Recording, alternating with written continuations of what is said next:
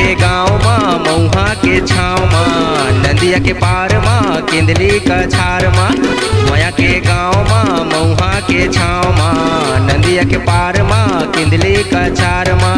कर्म न चेलया बेरे गोरी कर्म न चेलया बिना कर्म न चेलया बेरे गोरी कर्म न चेलया बिना।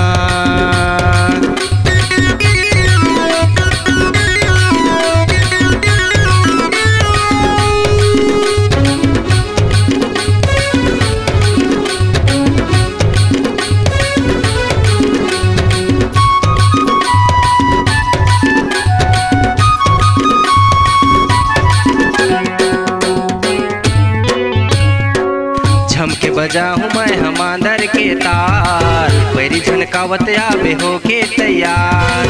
बरसह फुले हवे मऊहा के खार दोनों जन बैठ के खाबो तेंदू औचार। झमके बजाऊं मैं हमांदर के तार पैरी झनकावत आवे हो के तैयार। बरसह फुले हवे मऊहा के खार दोनों जन बैठ के खाबो तेंदू औचार।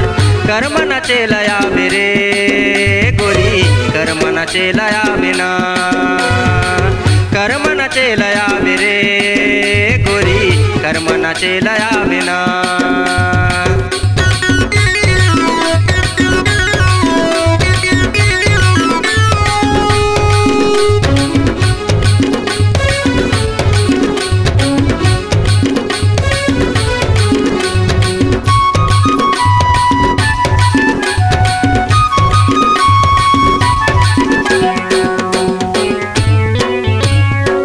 माया के गीत गाए पहरी पहाड़ झर मन न मोहे नदिया के धार।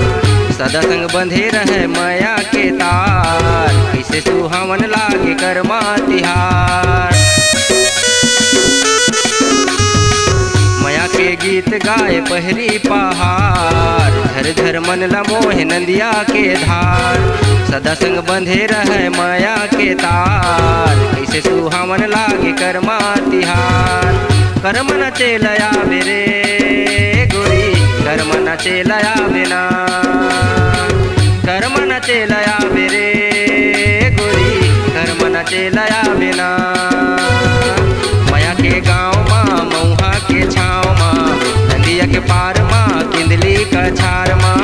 माया के गाँव माँ मऊहा के छाँव माँ नदिया के पार माँ केंदली का छार माँ।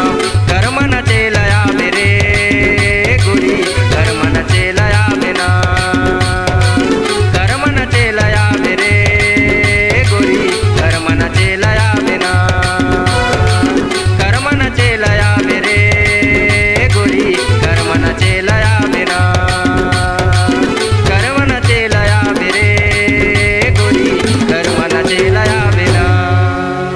Multi track audio recording studio SAV Sukhdev audio and video studio Masturi. संपर्क करें 7999248535।